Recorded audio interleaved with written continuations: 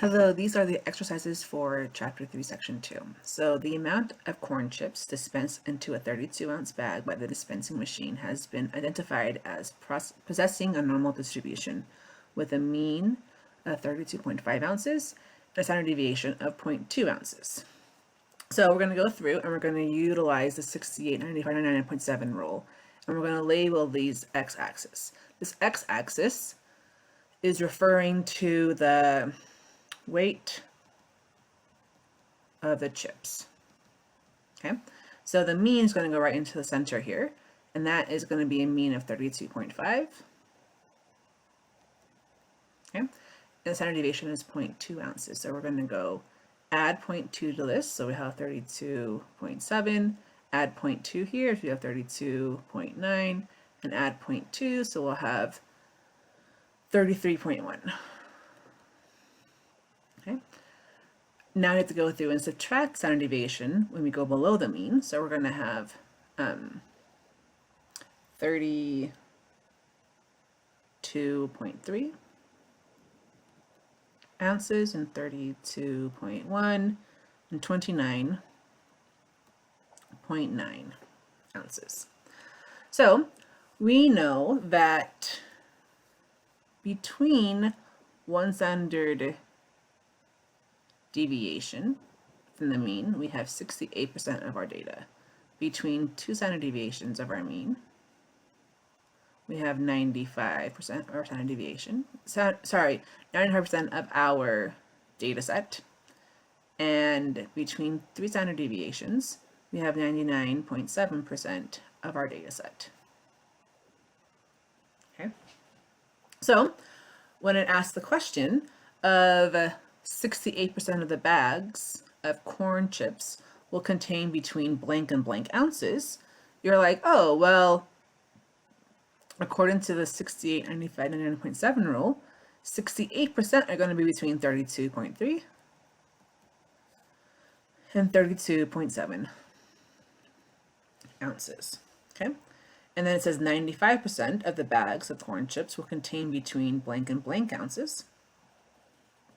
We come here, and 95% are within two standard deviations of the mean. So it's going to be between 32.1 ounces and 32.9 ounces. So what percentage will contain between 32.5 and 32.9 ounces? So this one's a little bit trickier. Okay, I'm going to draw a little picture here. It's like a shorthand one of what we have above. So there's my mean, and that one is my 32.5. And then this one is my 32.9. That is two standard deviations above the mean. Okay. So when we look at this, it is going to be half of when I do it from two standard deviations above and below the mean right here, right? So when I have it as that's the case, it's half of that. So thinking about this, it's going to be half of 95%, which is 47.5%.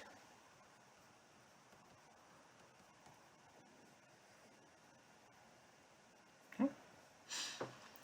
And then it asks what percentage would contain less than 32.3%. Okay, so it's also a little bit of a tricky one.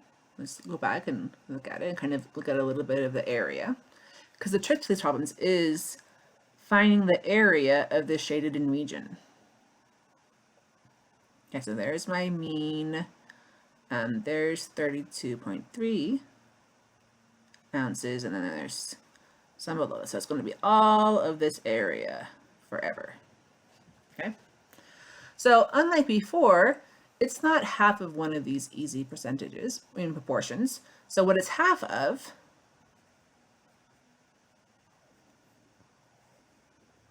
is when we had our sanity, our 68, 95, 99.7 rule.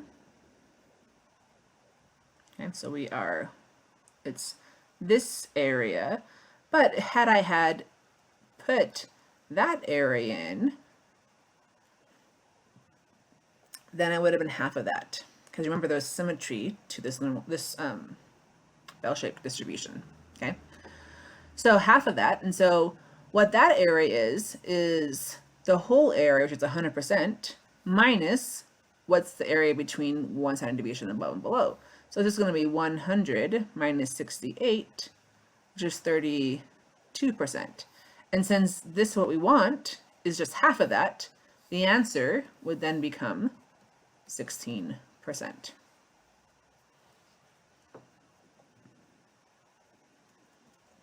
Okay, let's go to the next one. So the SAT math scores have a bell-shaped distribution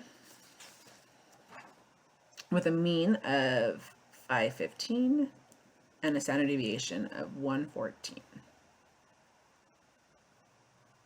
Okay, so we're going to label this horizontal axis with the values of the 68, 95, 99.7 rule. Okay, so again, this is going to be measured as your SAT scores.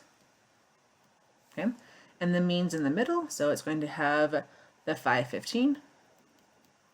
Then I'm going to add 114 to that, so I have 629.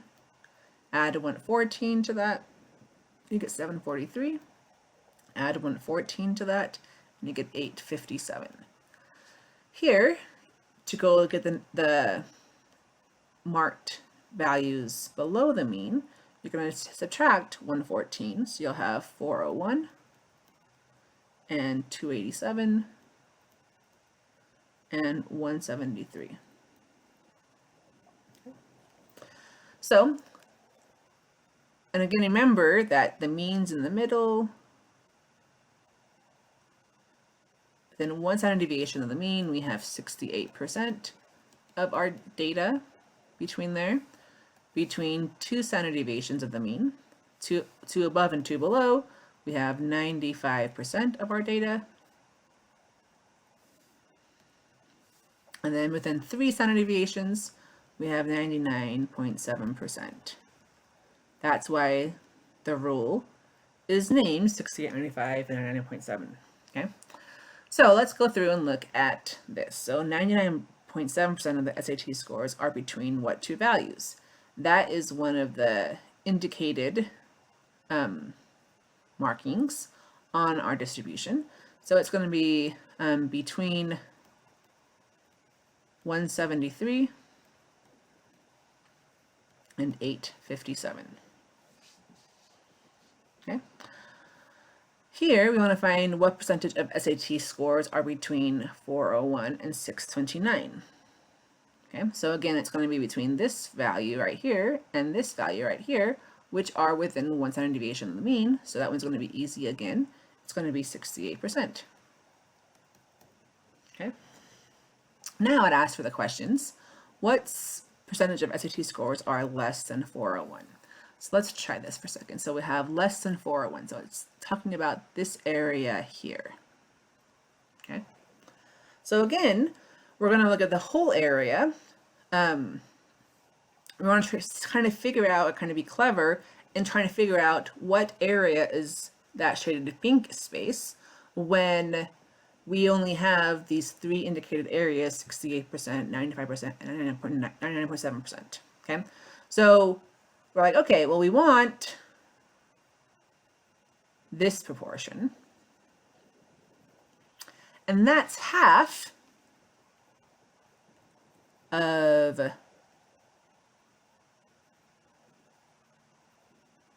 that proportion. Okay, and as you can see, this in between part that's not shaded, that's what's indicated with that 68%. Okay, so again, what's shaded black in this region over here, where it's saying half of this, that's going to be 100% minus 68%, which is 32%. And we want half of it for this one, so that's going to give me 16%. Okay, so 16% of SAT scores are less than 401.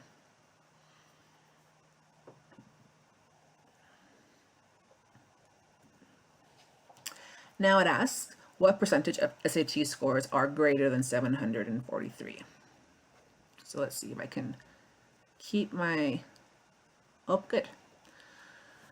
So greater than 743, that is that region right there, going off forever. Okay. So you want to kind of look at what you have of, see if you can see how it relates to what we know, the 68, 95, 99.7. And you're like, well, it is half of, so we have this really, really small space down here, which we want. That's what we want. Okay. And this is half of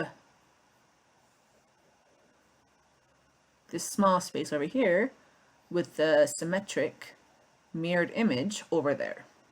Okay.